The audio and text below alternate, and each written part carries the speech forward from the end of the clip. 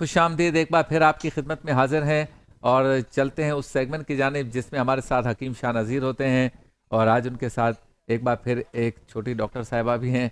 Segment का नाम है एहतियात लाजिम है।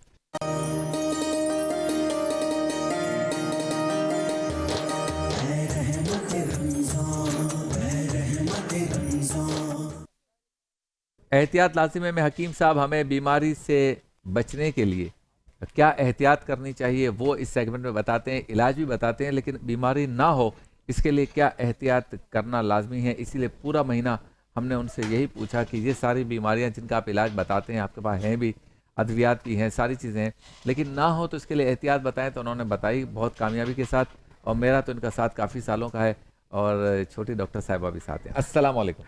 वालेकुम अस्सलाम। बहुत शुक्रिया आपका। आप आज से फ्रेश हो गए, लगता है आपने तय कर लिया है कि आज चांद नज़र आवे ही आवे। नहीं इंशाल्लाह कल एक का रोज़ा हो है। जाएगा, एक रोज़ा हो जाएगा तो मज़ा आएगा, मज़ा आ जाएगा। एक दिन और मिल जाएगा और फिर इस एक दिन में जितने लोग मरेंगे वो रमज़ान में मरना कहलाएगा और बख्शिश है रमज़ान में मरने के लिए। और भी बाकी चीज़ें, खाली मरने की बात नहीं है। एक रोज़ा और मिल जाएगा तो करोड़ों रोज़े बढ़ जाएंगे, सातें और करोड़ सातें मिलेंगी बख्शिश की। तो न जाने कितने लोग बख्शिश करवा लेंगे, रोएंगे, रब के आगे गिड़गिड़ाएंगे, दुआएं करेंगे, तो ये कबूलियत की सातें और मिल जाएंगी। अस्सलाम वालेकुम। ठीक हैं आप? ये हमारे डॉक्टर साहिबा हैं, डॉक्टर अनम। इनको बुखार, खांसी और नज़ला, इन 3 चीज़ों का तो इलाज आता है। बाकी अभी ये पढ़ रही हैं, गौर और फिक्र कर रही हैं कि बाकी बीमारियों का क्या करना है। नहीं, बाकी मालूमात ले रही होती भी हैं कौन कौन सी बीमारियां होती है, उनकी स्पेलिंग क्या है, चेक लिखते कैसे हैं उसको। अच्छा जी, आज हम बात करेंगे मैदे की बीमारियाँ। और मैदे की बीमारी मैंने इसलिए रखी कि पूरा रमज़ान खाया पिया, अब जब ईद का दिन आएगा तो फिर खाएंगे क्योंकि हमने खाना पीना ही है, और ईद के दिन टिका के खाएंगे। सुबह शीर खुरमे से लेकर कीमे से लेकर बात शुरू होती है, फिर दोपहर को घर में मुरगन चीज़ें पकती हैं, उससे बात ख़त्म होती है, तो फिर रात को फैमिली का साथ जाके रेस्टोरेंट वालों का बिल और उनकी इनकम बढ़ाने का मिशन पे हम निकलते हैं, उधर भी खाते हैं।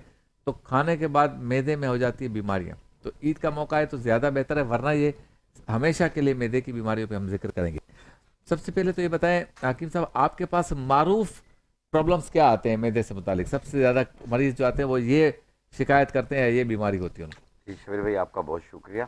और सबसे पहले तो मैं जितने लोग इस बारिश में जो जहांबा का इंतकाल कर गए हैं, तो अल्लाह पाक इन सब की मग़फ़िरत दे और इनके घर वालों को सब्र जमील दे। आमीन। और दूसरी चीज़ ये है कि रमज़ान है, गुजर गया, जिसने रखा रोज़ा तब भी गुजर गया, जिसने नहीं रखा तब भी गुजर गया।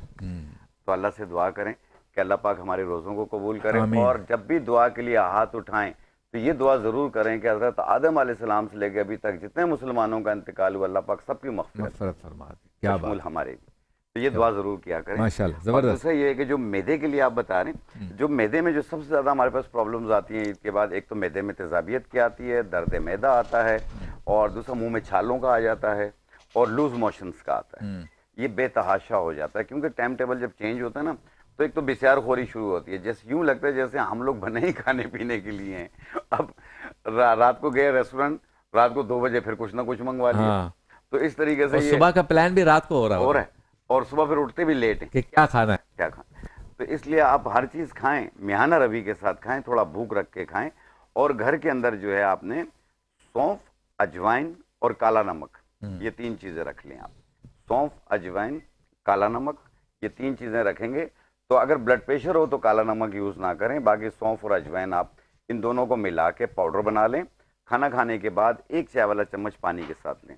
आप देखें गैसेस भी दूर होंगी, पेट का दर्द भी दूर होगा, मैदे की तेज़ाबियत भी दूर होगी और मैदे का दर्द भी ख़त्म होगा। क्या बात। और आम तौर पे आपने देखा अचानक हमने कुछ ऐसी चीज़ खा ली जिससे फूड पॉइजन होने के चांसेस बढ़ जाते हैं। तो जिन लोगों को ऐसी सूरत हाल हो रही हो, अब जाहिर बात है डॉक्टर तक भी पहुँचना है, अव्वल तरजीह तो यही रखनी है आपने, लेकिन एहतियाती तौर पे आपने 5-6 पत्ते पुदीना के लें और 1 अदद सब्ज़ इलायची, इसे 1.25 कप पानी में डाल के अच्छी तरह जोश दे दें, 1-2 जोश दे के फिर इसे उतार के ठंडा करके आधा कप पी लें, आधा कप 2 घंटे के बाद पी लें। ये फूड पॉइजन से भी बचाती है और दूसरा उनके लिए भी बेहतर है जिन लोगों को जैसे हिचकी शुरू हो जाती है, तो ये हिचकी भी सही कर देगी। अच्छा ये बताएं कि नींद का और मैदे की बीमारी का कितना ताल्लुक? देखिए, अगर आपने खाना खा के फौरी जाके आप लेट गए तो आपको मैदे की प्रॉब्लम हो जाएगी। ठीक है। दूसरा ये है कि आप ये चीज़ नोट किया करें कि आपको किस चीज़ के खाने से मैदे की प्रॉब्लम होती है और किस चीज़ के खाने से आपको एलर्जी होती है। तो ये आपकी नॉलेज में होनी चाहिए। तो इसमें यह है कि खाना खा के फौरी जाके लेटा ना करें, आप 40-50 कदम चल लिया करें, उसके बाद आप लेट जाए ताकि आपके बोझ खत्म हो जाएगी। सही। अच्छा, दूसरा ये बताएं कि जो लोग मैदे की मुख्तलिफ बीमारियां, खट्टी डकारें, बदहजमी, कब्ज, ये सारा रिलेट तो उधर से ही करता है मैदे ना, से। ये बीमारियां रखते हैं, उनके लिए दवाई के साथ साथ नींद का पूरा करना कितना ज़रूरी है? क्योंकि सुबह जो लोग उठते हैं इस तरह से, ये उठ गए मुझे लगता है, आओ वाह वाह, सुबह जो लोग देर से उठते हैं वो रात को उन्होंने जो है वो नींद नहीं की होती, फिर उनका पेट खराब हो जाता है। तो उनके बारे में क्या कहेंगे? तवाजुन, नींद, मैदा और पेट, इसका तवाजुन कैसे रखें? देखें, सबसे पहले तो आप ये है कि जैसे मैंने कहा है कि खाना खाने के कम से कम 2 घंटे बाद, खाना खाने के 2 घंटे बाद आप बेड पे जाइए। सही। और थोड़ा सा चला फिरा करें, वॉक किया करें, और थोड़ा भूख रखे खाएं, पेट भर के ना खाएं आप लोग। तो इससे ये है कि आपका पेट कभी खराब नहीं होगा। और एक चीज़ और मैं आप लोगों को बता दूं कि अक्सर लोग खाना खाते हैं, खाना खाने के बाद यहाँ पिंडलियों में दर्द शुरू हो जाता है, टांगों में दर्द शुरू हो जाता है, बास के सर में दर्द शुरू हो जाता है। तो एक जड़ी बूटी आती है lavender flower. Lavender flower English नाम है भाई? इंग्लिश नाम है, और उसका उर्दू नाम है इस्तेखुद्दूस। हाँ, इस्तेखुद्दूस। इसकी 1 चम्मच सवा कप पानी में डाल के उबाल लें, कहवा बन गया।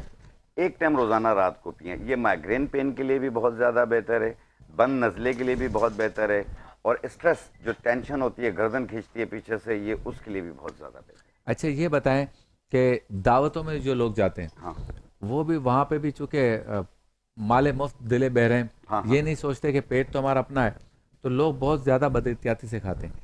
तो उनके लिए मैदे की क्या क्या बीमारी हो सकती है? क्योंकि वहाँ तो सारी चीज़ें मुरक्कन, मीठा और फिर तीखा, हर तरह की चीज़ें होती हैं। उनके लिए क्या एहतियात लाजिम है कि दावत में जाएं तो अपने मैदे की हिफाजत कैसे करें? देखें, जो लोग भी हैं, देखें, बिसारखोरी इसलिए मैं कहता हूँ कि ना करें।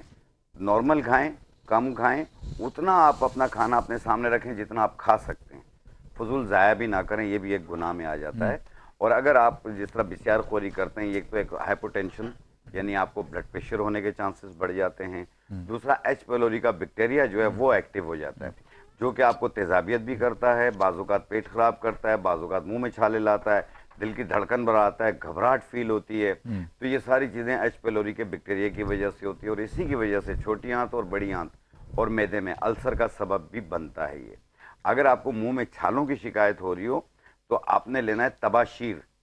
तबाशीर 50 ग्राम, सौंफ 50 ग्राम, सब्ज इलायची 10 ग्राम और मिश्री 50 ग्राम।